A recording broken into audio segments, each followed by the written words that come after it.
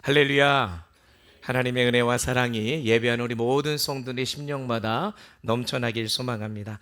우리 이 시간 함께 말씀 듣기 전에 앞뒤 좌우에 계시면 인사하겠습니다. 하나님이 당신을 지키십니다. 이렇게 인사하겠습니다. 하나님이 당신을 지키십니다. 한 번 더 인사하겠습니다. 우리 창신성전에 계신 성도님들도 함께 인사합니다. 하나님이 여기까지 인도하셨습니다. 하나님이 여기까지 인도하셨습니다. 아멘. 하나님이 지키시고 우리를 인도하심을 믿으시죠? 하나님의 은혜 가운데 벌써 2026년도 또 6개월이 지나고 이제 반년 또 하반기로 접어듭니다. 시간이 참 빠른 것 같습니다. 참 시간이 유수가 흘러가게 되는데 오늘도 주님이 주시는 말씀을 통해서 우리에게 깨닫는 그런 은혜가 있기를 소망하고요. 특별히 6월의 마지막 주 주일을 맞아서 특별히 6월은 호국 보훈의 달이라고 얘기하잖아요. 오늘 마지막 주 특별히 나라와 민족을 기억하며 함께 말씀의 은혜를 나누고자 합니다. 아마 집에 오래된 가족 사진 한 장쯤은 다 있으실 겁니다. 가끔 오래된 이 앨범을 펼쳐보면 그 사진 한 장이 참 많은 이야기를 우리에게 해주는 것 같아요. 사진 속에 보면 그리웠던 얼굴들, 또 이미 세상을 떠나 하나님 품으로 가신 부모님의 얼굴도 있을 것이고 철없던 어린 시절의 우리의 모습도 그 사진 속에 있어요. 근데 그 사진을 바라보다 보면 문득 이런 생각이 듭니다. 오늘의 내가 결코 저절로 있는 것이 아니구나. 지금의 나는 부모님의 사랑과 가족들의 헌신 그리고 수많은 사람들의 수고 위에 세워진 존재라는 것을 깨닫게 되는 것 같습니다. 근데 여러분, 나라 역시 마찬가지예요. 오늘 우리가 이렇게 자유롭게 일상을 살아가고 오늘 6월의 마지막 주 주일을 맞아서 오늘도 예배의 자리로 나와 우리가 마음껏 하나님을 예배할 수 있는 것도 우리보다 먼저 나라를 위해 자신의 삶을 내어준 수많은 순국 선열과 호국 영령들의 희생이 있었기 때문이 아닌가 생각됩니다. 그래서 우리는 6월을 호국 보훈의 달이라고 하면서 지키면서 그들의 숭고한 희생을 기억하는 것이죠. 특별히 보니까 지난 목요일이 6.25 전쟁이 발발된 지가 벌써 76주년이 되었더라고요. 아마 그날을 기억하시는 장로님들과 연로하신 우리 권사님들 계실 텐데 아마 대부분의 분들은 그때가 기억이 안 나실 겁니다. 그럼에도 불구하고 돌아보면 그날의 나라를 지키기 위해 희생했던 그분들의 그 헌신을 우리가 결코 잊어서는 안 되죠. 그런데 여러분, 76년이 지난 오늘 우리가 살아가는 이 대한민국의 현실을 바라보면 마음이 참 무겁습니다. 정치적인 갈등은 점점 깊어지고 경제는 불안하며 사회는 점점 분열하고 있습니다. 사람들은 미래에 대한 희망보다 불안과 염려를 더 많이 이야기해요. 그러면서 만날 때마다 사람들이 말합니다. 나라가 걱정이래요. 이렇게 해서 어떻게 되냐는 겁니다. 그런데 정작 이 나라는 어떻게 다시 회복할 수 있는가라고 하는 그 질문 앞에서는 어느 누구도 쉽게 답을 하지 못해요. 그러면 성경은 이 질문에 어떻게 대답할까? 한 나라가 무너질 때 하나님은 어떻게 그 나라를 회복시키시는가? 하나님은 어디서부터 회복을 시작하시는가? 오늘 본문이 바로 그 질문에 대한 답을 주고 있는데 오늘 본문에 나타나는 이 느헤미야가 살던 시대 역시 나라가 무너진 시대였습니다. 예루살렘은 바벨론에 의해 멸망했고 성벽은 허물어졌으며 성물은 불에 다 없어졌어요. 백성들은 포로로 흩어졌고 민족의 미래는 보이지 않는 절망적인 상황. 자, 그런데 여러분, 놀라운 사실은 하나님께서 이 나라를 회복하시려고 하는데 그것을 회복하실 때에 가장 먼저 무너진 성벽을 세우지 않으셨다는 것을 우리가 주목해야 됩니다. 나라를 회복하기 위해서 군대를 먼저 일으키지도 않았습니다. 하나님이 원하시는 새로운 사람, 왕을 세우지도 않았어요. 하나님께서는 무너진 성벽보다 가장 먼저 한 사람을 세우시는 것을 보게 되는데 그 한 사람이 바로 오늘 본문에 등장하는 느헤미야입니다. 무너진 조국을 바라보며 하나님의 마음으로 함께 아파할 그 한 사람, 하나님 앞에 무릎을 꿇을 할 사람, 그리고 자신의 삶을 기꺼이 드릴 사람, 하나님은 그 한 사람을 준비하셨고 실제로 그 한 사람을 통해 무너진 예루살렘을 다시 일으키셨습니다. 사랑하는 성도 여러분, 오늘 우리의 현실도 어쩌면 오늘 이 본문에 나타난 느헤미야의 시대와 별반 다르지 않습니다. 우리 앞에도 무너진 성벽들이 있어요. 가정이 무너져가고, 무너져가는 다음 세대가 보이고, 무너져가는 교회들도 있습니다. 그리고 우리가 함께 품어야 할 이 나라 이 민족도 있습니다. 자, 그런데 하나님께서는 오늘 우리에게 같은 질문을 던지고 계세요. 그 무너진 성벽 앞에서 너희는 어떻게 하고 있느냐?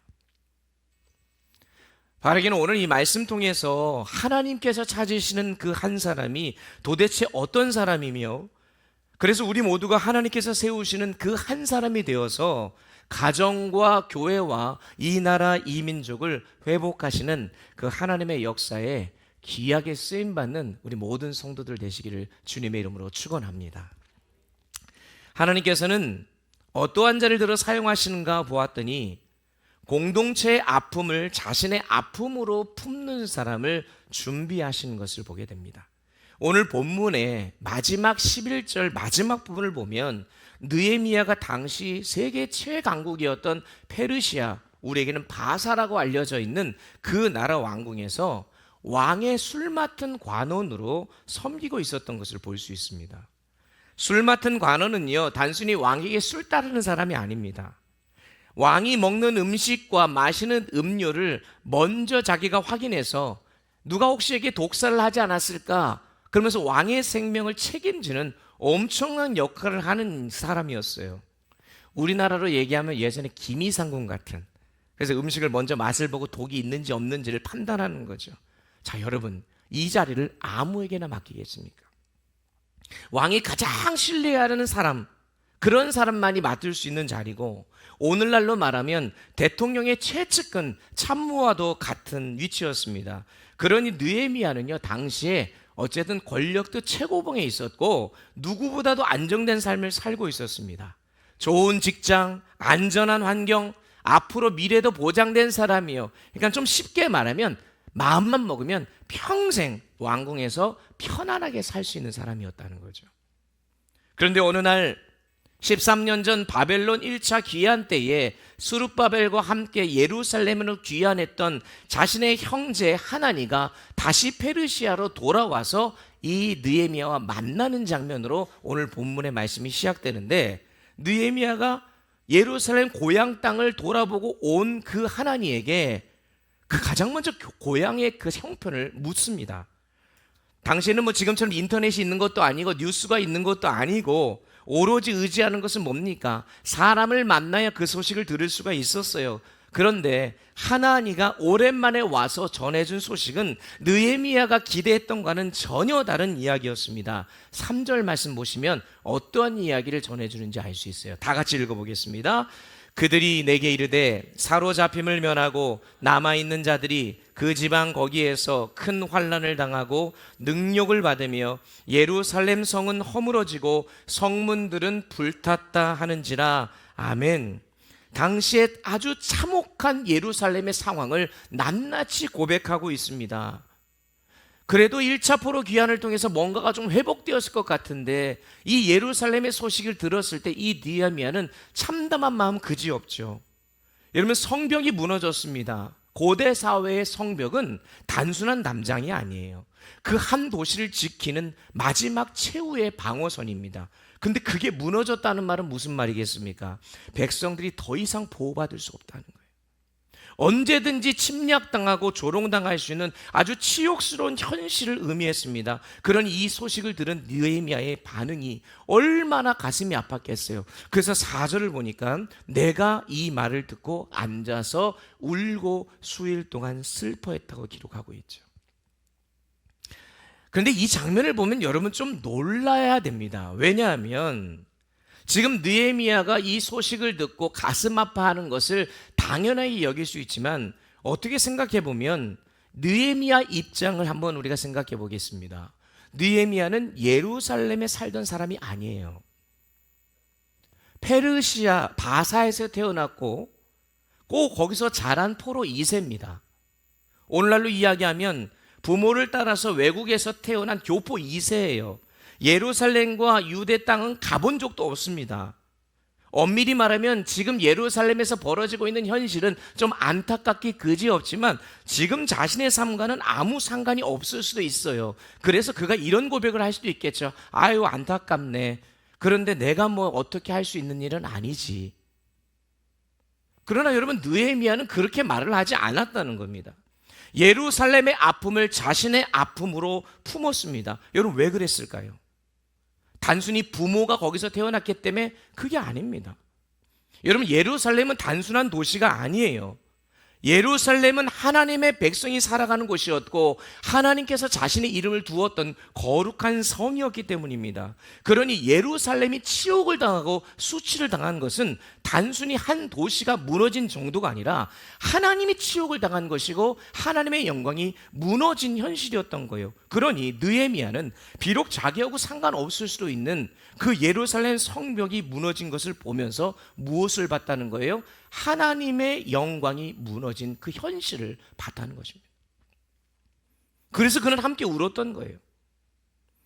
여러분, 사람은 누구나 자기 일에는 눈물을 흘립니다. 내 자녀가 아파하면 울어요. 내 사업이 잘 안 되면 이 가슴을 아파합니다. 내 가정에 문제가 생기면 밤잠을 이루지 못하잖아요. 그런데 여러분, 하나님의 사람은 거기서 한 걸음 더 나가야 된다는 거예요. 하나님의 마음이 아파하는 그곳을 바라보면서 우리도 함께 아파하고 눈물을 흘릴 수 있어야 하는 것입니다. 여러분, 그것이 바로 느헤미야였어요. 저는 오늘 한국 교회에도 하나님께서 이런 사람을 찾고 계신다고 믿습니다.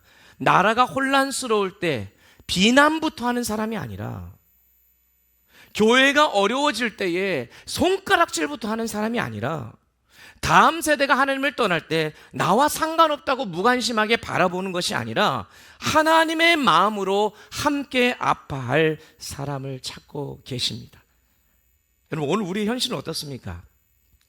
참 나라가 이 모양 저 모양으로 참 안타까운 소식들이 많이 들리죠. 그러면 여러분, 그 나라의 현실을 보며 여러분 무엇부터 하십니까? 비판입니까? 불평입니까? 아니면 애통하십니까? 교회가 어려움을 겪을 때에, 가정이 무너질 때에, 다음 세대가 하나님을 떠나갈 때에 우리는 얼마나 하나님의 마음으로 아파하며 울고 있느냐라는 것입니다.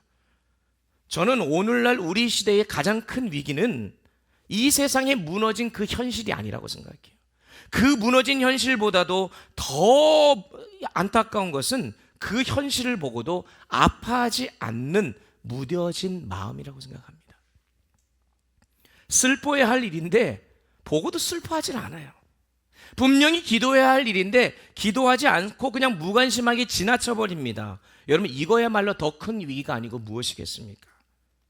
그러나 하나님께서는 언제나 인류의 역사 속에서, 그 시대 속에서 한 사람을 찾으셨어요.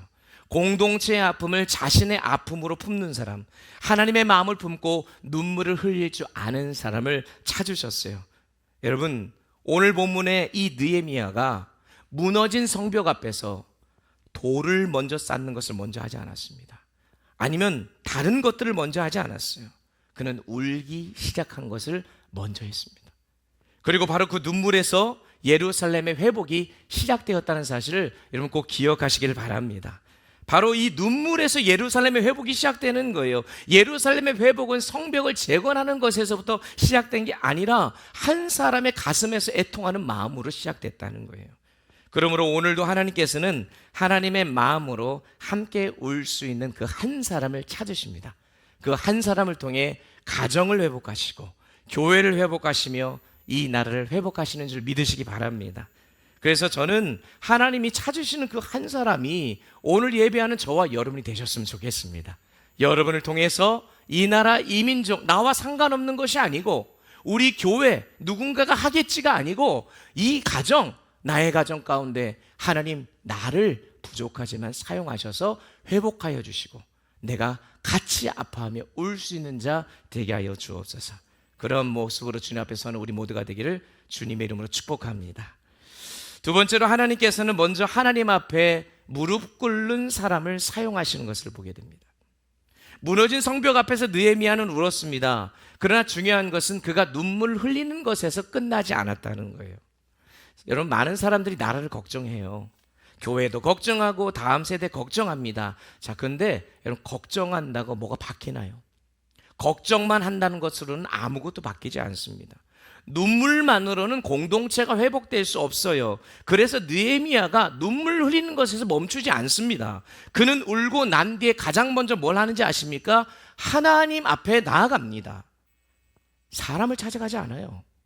왕에게 나아가서 자기의 고민을 털어놓지 않습니다. 그가 먼저 한 것은 하나님 앞에 나아가 무릎을 꿇고 금식하며 기도한 거예요. 그래서 오늘 길게 읽었던 말씀에 5절부터 12절까지 모두 보면 다 느헤미야의 기도의 내용입니다. 그래서 느헤미야의 중보 기도라라고 이렇게 타이틀을 보통 붙여요. 그런데 이 기도를 자세히 살펴보면 왜 하나님께서 느헤미야를 사용하셨는지를 알 수 있어요. 저는 오늘 이 기도가 우리들의 기도가 되길 소망합니다. 이 기도에 크게 세 가지 특징이 있어요. 첫 번째가 뭐냐면 그는 문제보다 하나님을 먼저 바라봤습니다.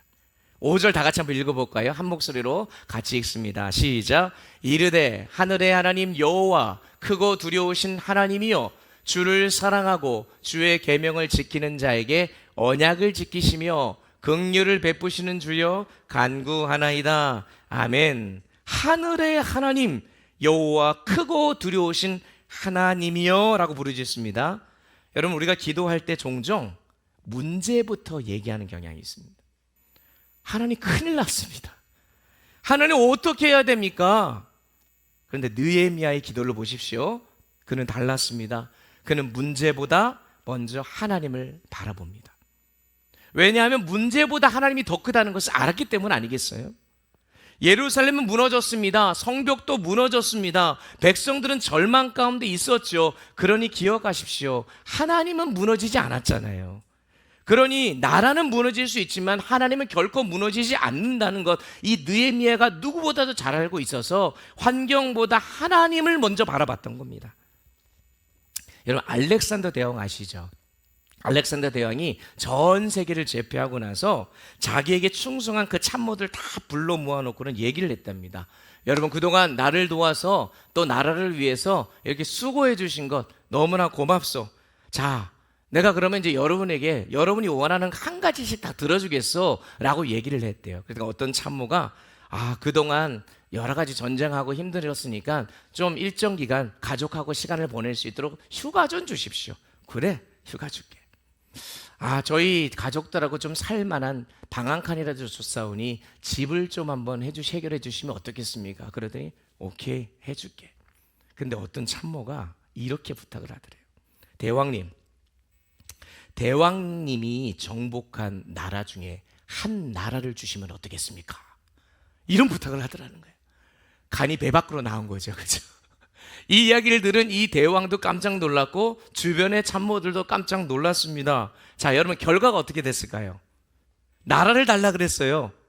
이 알렉산더 대왕이 그 얘기를 듣고, 야, 네가 그래도 한 것이 얼마나 되길래 나라까지 요구하냐 그러면서 기가 막히다 그러면서 그거를 내쳐놓겠습니까? 결론은 뭡니까? 나라를 줬어요. 그러니까 깜짝 놀랐죠. 그러면서 이 대왕이 하는 말이, 너가 나에게 요구할 때에 나는 나라라도 줄 수 있는 사람이라고 믿었기 때문에 나는 너에게 이 나라를 준다. 이렇게 얘기했다는 거예요. 여러분, 이 말이 무슨 말이겠습니까? 얼토당토한 부탁을 했어도 지금 이 알렉산더 대왕이 감동을 받은 거예요.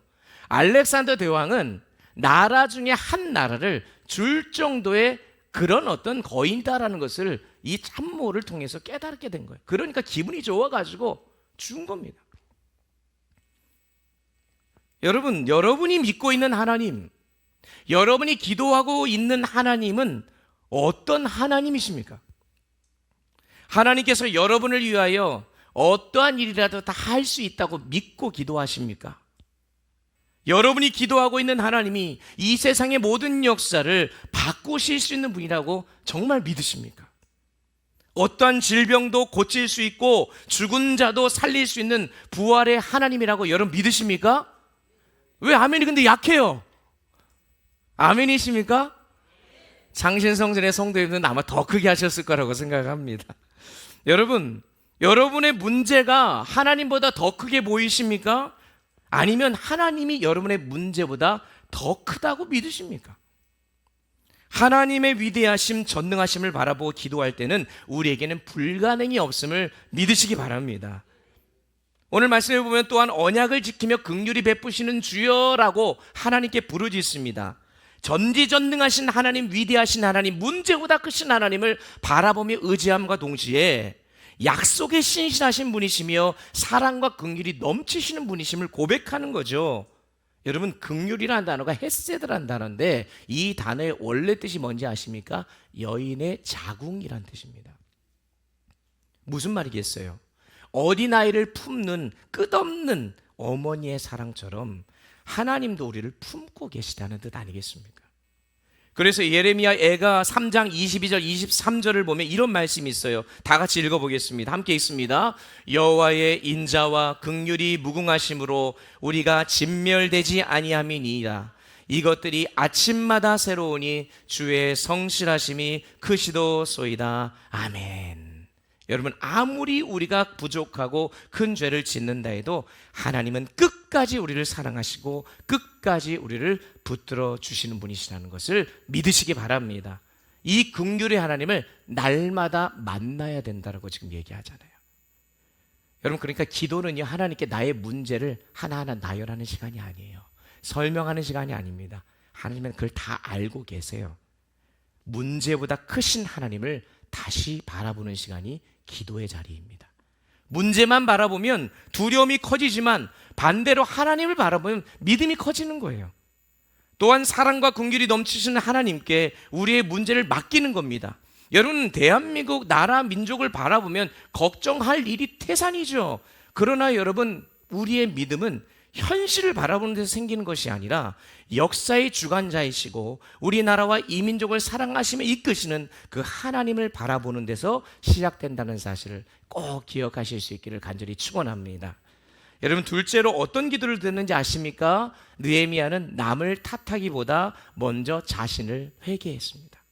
6절 7절에 보니까 느헤미야가 이렇게 기도해요. 이제 종이 주의 종들인 이스라엘 자손을 위하여 주야로 기도하오며 우리 이스라엘 자손이 주께 범죄한 죄들을 자복하오니 주는 귀를 기울이시며 눈을 여시사 종의 기도를 들으시옵소서. 나와 내 아버지의 집이 범죄하여. 여러분, 여기서 느헤미야가 저 이스라엘 백성들이 범죄하였습니다, 저들을 용서해 주세요, 이렇게 기도하지 않아요. 우리 이스라엘 자손이 주께 범죄하였나이다 하면서 자기를 포함시켜요.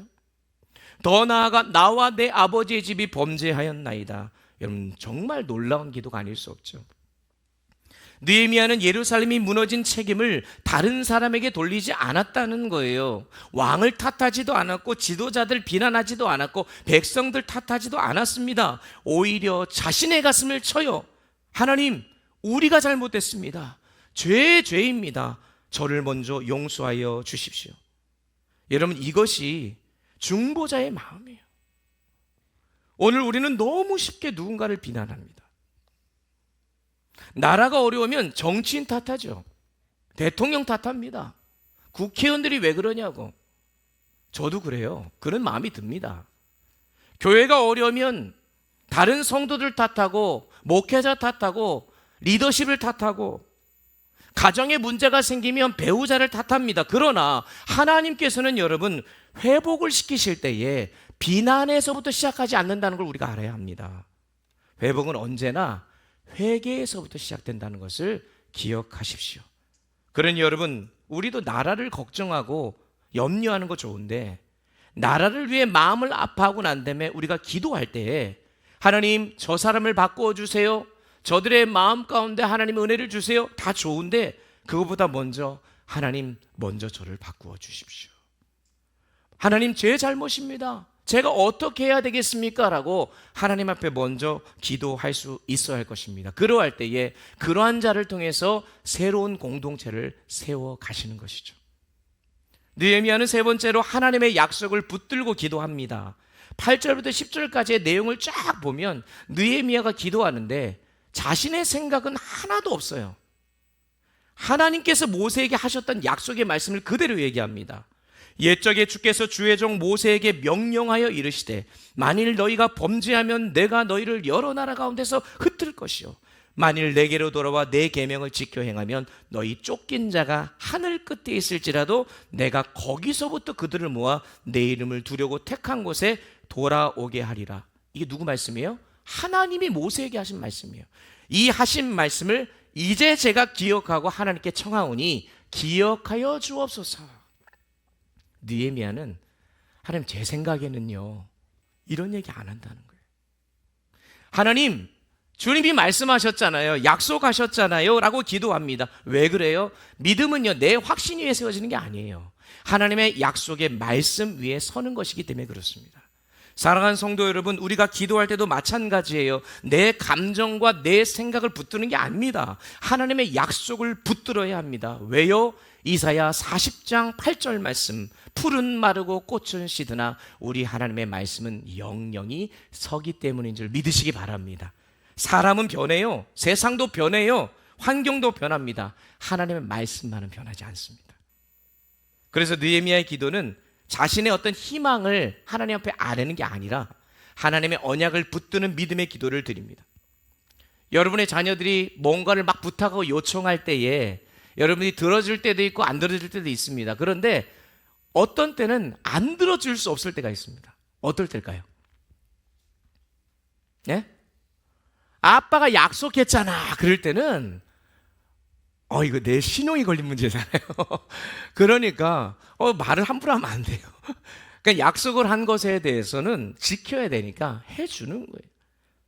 여러분, 하나님이 약속하신 그 엄청난 약속의 말씀이 이 성경에 다 있습니다. 보니까 약 5,000개 이상의 약속의 말씀이 있어요. 그러면 우리가 기도할 때 약속의 말씀을 붙잡고 기도하면 하나님이 우리의 기도를 안 들어주실래야 안 들어줄 수가 없는 거예요. 나의 욕심으로 구하는 것이 아닌 하나님의 약속의 말씀을 붙잡고 기도하는 여러분 되시기를 주의 이름으로 축원합니다. 여러분, 이날이 이민족의 문제 많습니다. 경제적인 어려움도 있고 정치적인 갈등도 있고 세대 간의 갈등도 있어요. 그러나 하나님께서 오늘 우리에게 요구하시는 것은 먼저 무릎을 꿇는 자를 찾고 계신다는 거예요.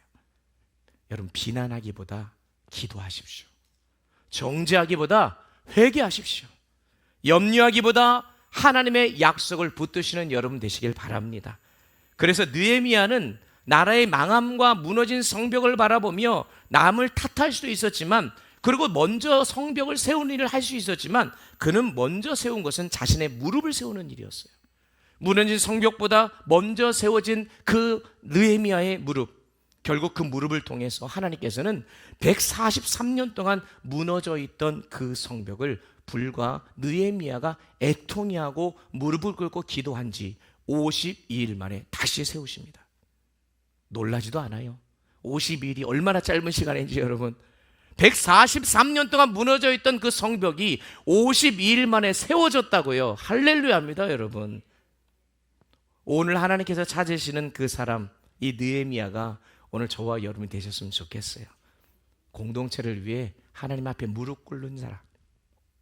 그 사람을 통해 하나님이 가정을 회복시키시고 교회를 일으키시고 나라와 민족을 회복하시는 줄 믿으시기 바랍니다. 마지막, 하나님께서는 자신을 기꺼이 드리는 사람을 통해 역사하십니다. 자, 느헤미야가 이 기도가 이제 마지막 11절에서 절정을 이루게 돼요.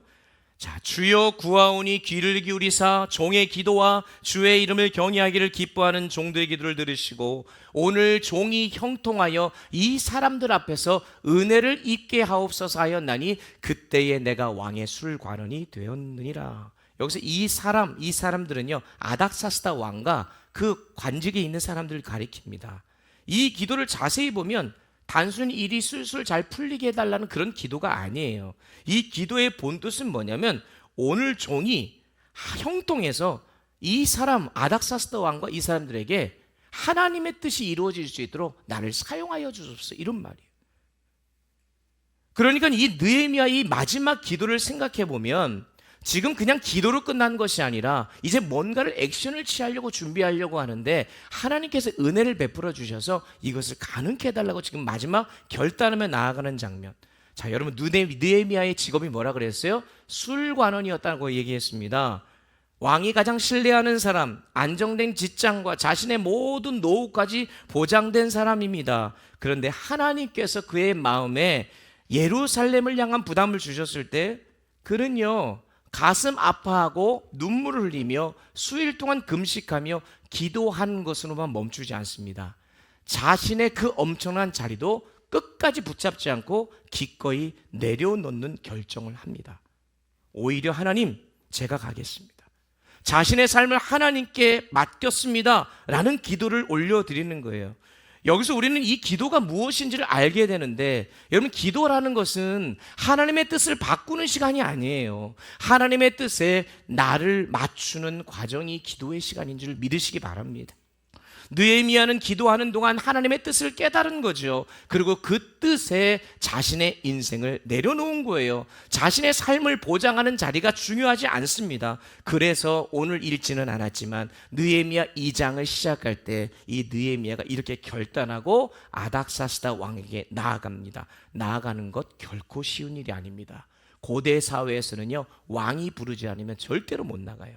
나갔다가 목숨도 잃을 수가 있습니다. 그런데 그가 지금 갔다는 것은 왕이 허락하지 않으면 생명도 잃을 수 있는 상황에 목숨 걸고 나아갑니다. 게다가 가서 목숨 걸고 간 자리에서 무슨 요청을 하냐면, 요약을 해보면 이렇습니다. 왕이요, 저희 모국이, 고국이, 우리 부모님 고향이 지금 이러이러한 상황인데 제가 거기를 좀 가야 되겠습니다. 그러니까 휴가 좀 내주십시오. 언제 돌아올지는 모르겠습니다. 그러니 무기한 휴가를 주십시오. 그리고 제가 거기를 가서 무너진 성벽을 세워야 되겠습니다. 이게 하나님 뜻인데 그거에 해당되는 모든 비용과 재료를 저한테 제공해 주십시오. 간이 진짜 더 배 밖으로 나온 거죠. 이런 요청을 어떻게 합니까? 상식적으로 불가능한 부탁입니다. 그런데 느헤미야는 두려움보다 하나님의 뜻을 더 크게 보고 있는 거예요. 자신의 생명도 지위도 미래도 다 하나님께 맡긴 겁니다. 그리고 하나님께서는 그의 그 결단과 순종을 사용하셔서 143년 동안 폐허로 남아있던 예루살렘 성벽을 아까 며칠 만에, 불과 52일 만에 세우신 거예요. 여러분, 우리나라가 1919년에 3.1 운동할 때 기미독립 선언서를 세울 때 그때 민족 그 대표 33명이 서명을 하잖아요. 그 중에 16명이 기독교인이었던 걸 여러분 잘 아실 겁니다. 대부분이 목사님이세요. 거기 이제 길선주 목사님 같은 분이 계신데, 여러분, 그 나라와 민족이 무너져가는 그 모습 속에서 그 목사님들과 민족의 많은 성도들이 가슴 아파했어요. 같이 울었어요. 우는 가운데에 하나님 앞에 무릎으로 기도하지 않았겠습니까? 하나님 어찌합니까? 어찌합니까? 그러면서 하나님의 뜻을 구하고, 그렇지만 온 역사를 주관하신 분이 하나님이시고 사랑과 긍휼이 많으신 분이 하나님이시고 하나님의 약속의 말씀을 붙들고 엎드려 기도하면서 하나님의 뜻을 깨달은 그들이 기도한 것에서 멈추지 아니하고 자신들이 직접 독립선언서를 낭독하면서 독립운동에 참여하면서 많은 그 믿는 자들을 통해서 자신의 목숨을 잃더라도 이 나라의 독립을 외침으로 결국 1945년에 우리나라가 해방을 맞이하게 되는 그런 하나님의 놀라운 일들이 이루어진 것 아니겠습니까? 사랑하는 성도 여러분, 회복은요, 기도에서부터 시작하는 거 맞습니다. 그런데 순종을 통해 그 회복이 완성되는 거예요. 기도만 하고 움직이지 않으면 아무것도 변화되지 않습니다. 반대로 순종만 하고 기도하지 않으면 그건 인간의 노력과 그 인간의 열심에 불과하죠. 그런데 오늘 본문의 느헤미야는 기도했고 기도한 대로 순종했습니다. 그래서 하나님께서 역사하신 것 아니겠습니까? 오늘 하나님께서도 오늘 이 시간 6월의 마지막 주 주일을 맞이하며 호국 도운의 보훈의 달을 맞이하고 여러 나라의 어려운 상황 속에서 있는 저와 여러분에게 동일한 질문을 합니다. 너는 지금 무엇을 위해 기도하고 있느냐? 너는 그 기도를 위해 내가 너를 사용해도 되겠느냐라고 물으십니다. 나라를 위해 기도를 합니다. 그런데 나라를 위해 기도하면서 네가 정말 이 나라에서 정직하게 너에게 주어진 그 국민의 의무를 다하며 살아갈 용기가 있느냐? 다음 세대를 걱정하고 기도하면서 그 다음 세대 한 영혼을 위해서 네가 그들을 품고 맡을 준비가 되어 있느냐? 교회를 위해 걱정하면서 기도하고 교회가 회복되기를 원하면서 다른 누구 말고 네가 교회를 위해 먼저 헌신할 수 있느냐라고 묻고 계시는 거예요. 사랑하는 성도 여러분, 느헤미야는 무너진 예루살렘을 바라보며 울며 금식하며 기도할 뿐만 아니라 자신의 삶을 기꺼이 내어드렸습니다. 그러나 성경에는 느헤미야보다 더 크신 한 분이 계심을 우리는 알아야 합니다. 바로 예수 그리스도인 줄 믿습니다.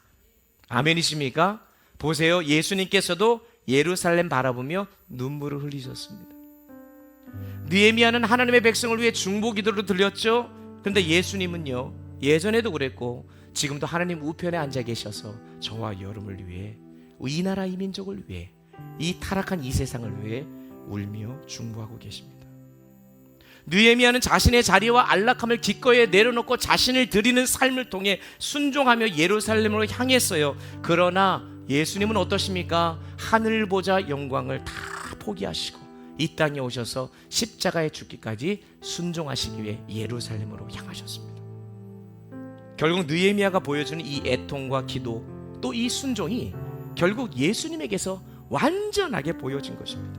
그러니 여러분, 오늘 저와 여러분, 나라와 민족을 생각하는 우리들, 예수님의 마음을 품으셔야 됩니다. 그리고 예수님처럼 기도하며 예수님처럼 순종하는 삶을 살아가십시오.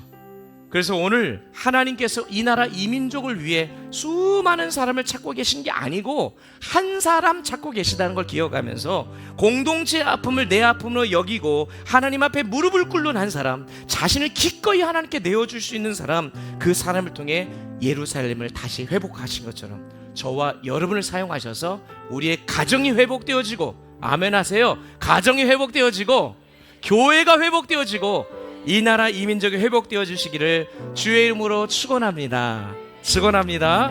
우리 이 시간 이러한 결단과 다짐으로 함께 찬양하고 기도하겠습니다. 이 땅의 황무함을 보소서. 이 나라 이 민족, 우리의 가정, 이 교회 위에 주님의 부흥과 회복을 허락하여 주시고 저를 사용하여 주옵소서. 우리 이 시간 함께 결단하며 찬양하고 기도하겠습니다.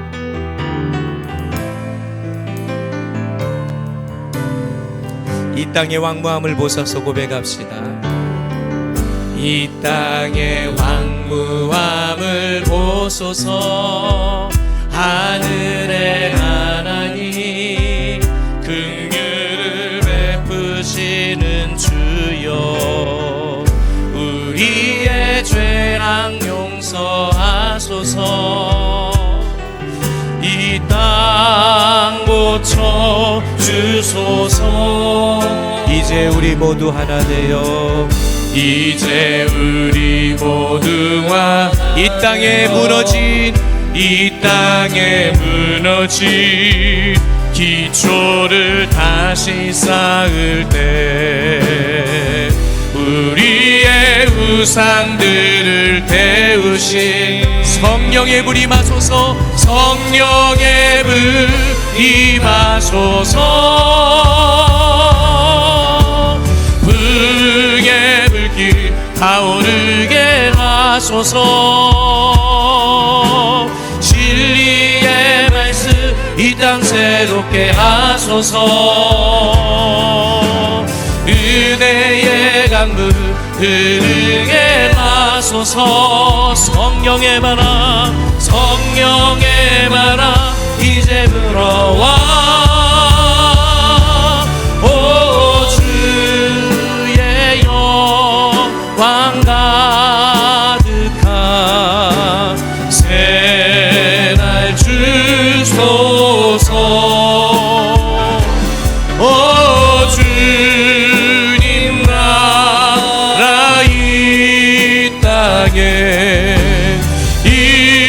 우리 다 같이 일어나서 함께 찬양할 때 이 땅 가운데 부흥과 회복을 허락하여 주옵소서.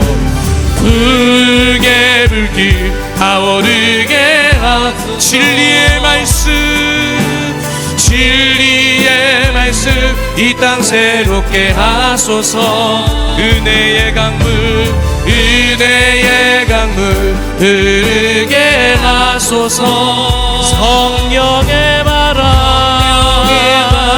이제 불어와. 오 주의 영광 나 주님 새날 주소서.